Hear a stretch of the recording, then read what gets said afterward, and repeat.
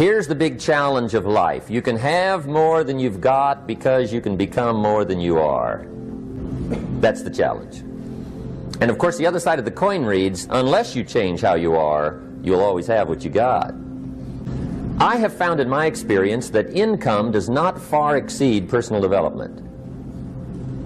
Now sometimes income takes a lucky jump, but sure enough, unless you grow out where it is, it'll usually come back where you are. Life has strange ways. If somebody hands you $1 million, best you become a millionaire quickly, so you get to keep the money. Otherwise, sure enough, it'll disappear. Somebody once said, if you took all the money in the world, divided it up equally among everybody, it would soon all be back in the same pockets. Incredible. Success is something you attract, not something you pursue.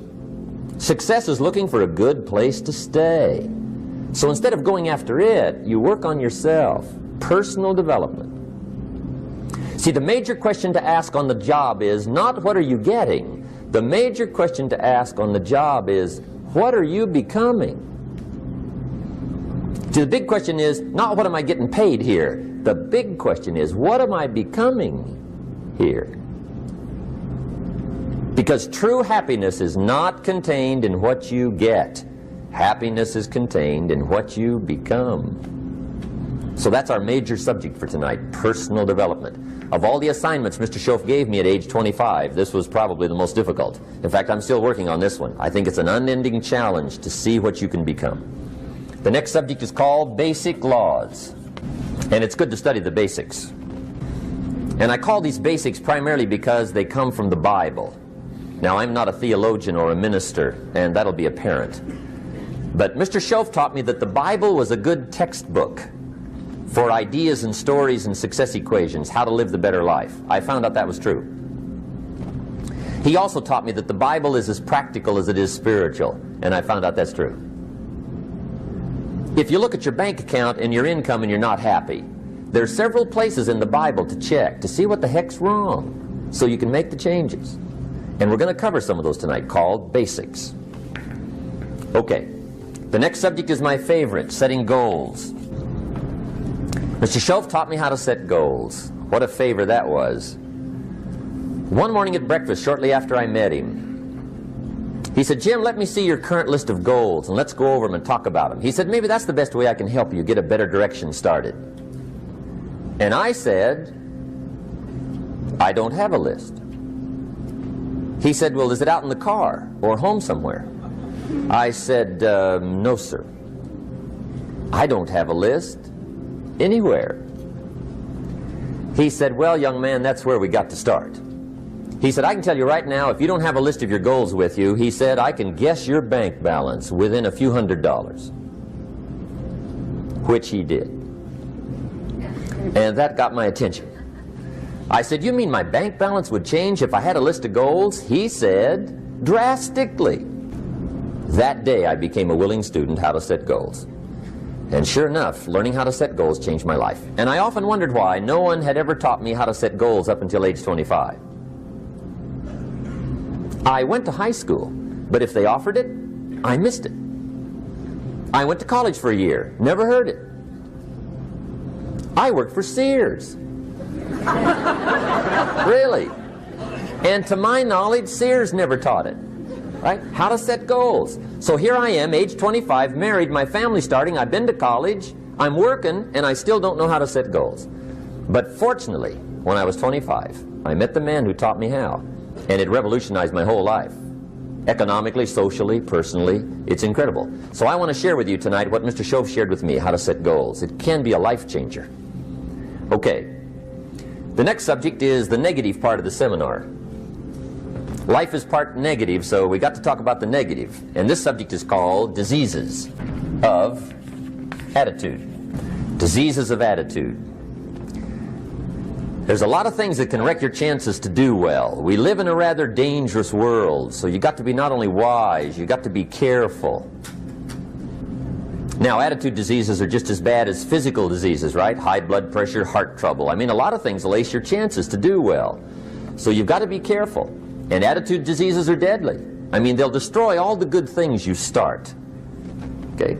So we'll go through those attitude diseases, how to spot them, how to look for them, what they are, and the cure. And I'm a pro on these because I've had them all, so I can give you excellent advice on these. Now, the last subject we're going to consider tonight is called the day that turns your life around. The day that turns your life around. And under this subject, we're going to talk about the emotions that can change your life. Human beings are emotional creatures, and emotions are powerful for life change. Now, of course, emotions are so powerful they can go either way on you. Emotions can either build or destroy. So you really have to employ emotions properly. We call civilization the intelligent management of human emotions. If you can intelligently apply your emotions in the right direction, no telling what can happen. Could turn your life around one day would be sufficient. So we'll talk about those. Okay. Now that's a lot to cover in one evening, but we'll keep at it here and see if we can't get it all done. I'd like to have you now jot down the theme of the seminar. Every seminar should have a theme, I guess. We've got one. It's on some of our literature if you happen to notice it, but if you didn't, for your notes, here it is. The theme of the seminar goes like this: the major key to your better future is you. That's the theme of our seminar tonight. The major key to your better future is you. And I'd like to have you underline two words just to give it some added punch. Underline the word major and the word you, so that it reads, the major key to your better future is you. Now, my first suggestion is transfer this to a card or something where you can put it up, where you can see it every day. Preferably put it up where you can see it at the beginning of the day, before you go off to put the day together. This is a good phrase just to glance at, to keep in mind as you're putting the day together. It's called the silent seminar. If you'll just let this talk to you during the day, I found it to be tremendously helpful. The major key to your better future is you.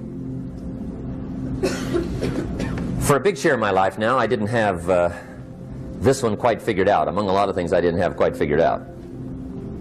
Many things used to puzzle me back in those early days. I used to wonder why two people could work for the same company, one make twice as much money. Now, see, that used to puzzle me. And maybe they were the same age, graduated from the same school, live in the same community, work for the same company, with the same products and the same services.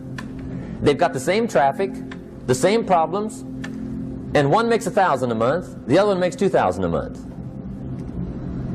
Now that was my puzzling question. Why would this long list be the same and the money twice as much? I asked, what's the difference between $1,000 a month and $2,000 a month? And I don't mean $1,000 a month, right? I could figure that out.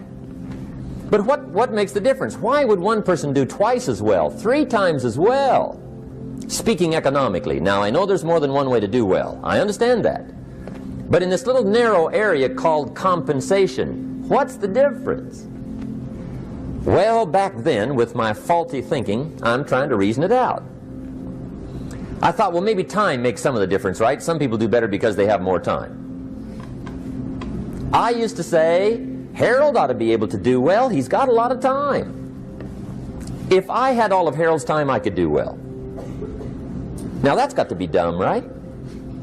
Number one, you can't get somebody else's time. A guy says to me one time, he says, you know, if I had some extra time, I could make some extra money. I said, then forget it. There isn't any extra time. Hey, when the clock strikes 12 midnight, that about wraps it up, right? I mean, you can look around the gongs there for a little more, but it's over. You say to the guy, what are you doing? He says, I'm looking for extra time. See, they'll come and take you away, right? There isn't any more time. Now, if you can't get more time, which you can't, what could you get more of that would make a difference in economic results? And here's the key word. Make it a part of your notes. We're going to consider it tonight. The word is value. And I have a little phrase for your notes. Value makes the difference in results. Value makes the difference. You can't get more time, but you can create more value.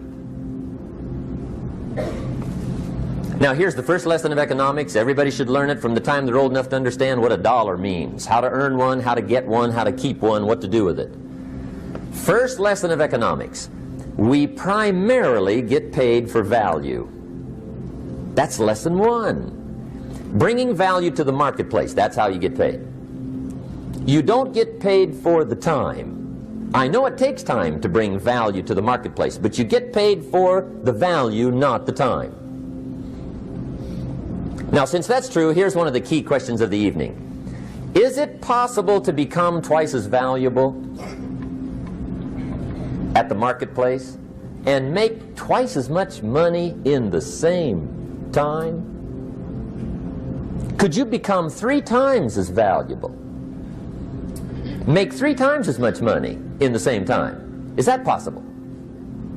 The answer is yes.